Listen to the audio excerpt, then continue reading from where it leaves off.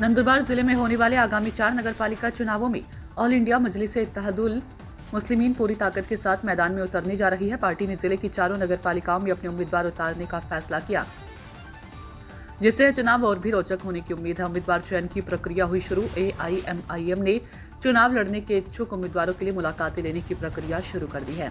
यह प्रक्रिया संभाजी नगर से पार्टी के वरिष्ठ पदाधिकारी शारिक नक्शबंदी और हाजी इसहाक की प्रमुख उपस्थिति में संपन्न हुई। इन मुलाकातों के माध्यम से उम्मीदवारों की योग्यता और जीत की संभावनाओं का आंकलन किया। जावेद शेख की रिपोर्ट। होते हैं, क्या क्या इनकी धांधलियां और मंशा होती है, उसके लिए रातों रात नंदुरबार की जनता को बेच देते हैं और कम्युनल फोर्सेस के साथ चले जाते हैं। जब चुनाव का दिन होता है, चुनाव का वक्त होता है, तो ये दावा करते हैं कि हमें नंदुरबार को जो है तो सेकुलरिज्म के साथ चलना है, भेदभाव से ऊपर उठ के चलना है। लेकिन जब इनको अपनी सत्ता और अपनी कुर्सी बचाने का वक्त आता है तो ये रातों रात पूरी नंदुरबार की जनता को, चाहे वो हिंदू हो, चाहे मुसलमान हो, चाहे दलित हो, किसी भी समाज का आदमी हो, ये उसको धोखा देते हैं और अपनी सत्ता बचाने के लिए रातों रात ही शिंदेगढ़ में चले जाते हैं। जाहिर सी बात है, जब शिंदेगढ़ में जाते हैं तो इसका मतलब ये बीजेपी के साथ खड़े होते हैं। लेकिन शायद ये भूल गए हैं कि नंदुरबार की जनता ने इन्हें सेकुलरिज्म के नाम पर वोट दिया था पिछले चुनाव में। इस मर्तबा शायद इन्हें मुंह दिखाने के लिए भी जगह न मिले। यही सब सिचुएशन को देखते हुए मजलिस-ए-इत्तेहादुल मुस्लिमीन ने फैसला किया कि इस मर्तबा हम नंदुरबार की चारों नगर पालिकाओं में चुनाव लड़ेंगे। मैं आपके माध्यम से नंदुरबार और नंदुरबार के अतराफ की तीनों नगर पालिकाओं की जनता से ये अपील करता हूं कि आप जब आज अब वोट देने जाएंगे आप 2 दिसंबर को, तो आप इस तरीके के रातों रात आपके वोटों का सौदा करने वाली ताकतों को बिल्कुल वोट ना दें।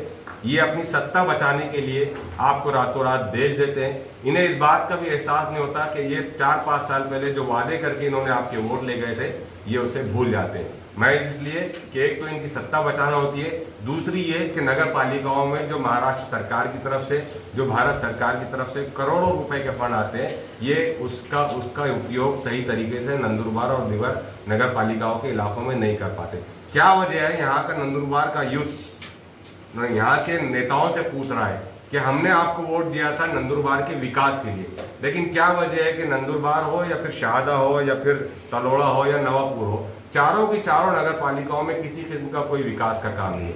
नंदुरबार की पूरी जनता को ये जो फाशिस्ट ताकत है, जो शिंदेगढ़ और NCP और ये जो बीजेपी के लोग आपके दरमियान आएंगे, इनसे पूछिए कि आपके अपने इलाकों के अंदर जो स्कूल आज से 25-50 साल पहले बनाए गए थे, वो आज भी वो वहाँ खंडर बनते जा रहे हैं।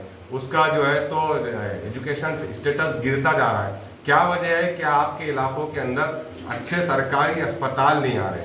क्या वजह है कि आपके इलाकों की गलियां जो है तो आज भी गटर और गंदगी से उबल रही है?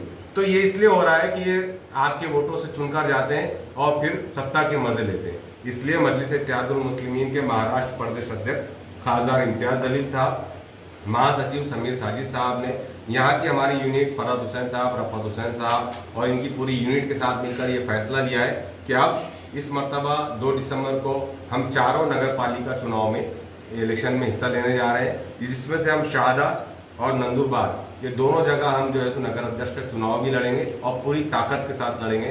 पिछले तकरीबन 4-5 महीनों से हमारी टीम यहाँ पर काम कर रही है। शाहदा में हमने पिछली मरतबा चुनाव लड़ा था, 4 उम्मीदवारों को मैदान में उतारा था और चारों के चारों जीत गए थे।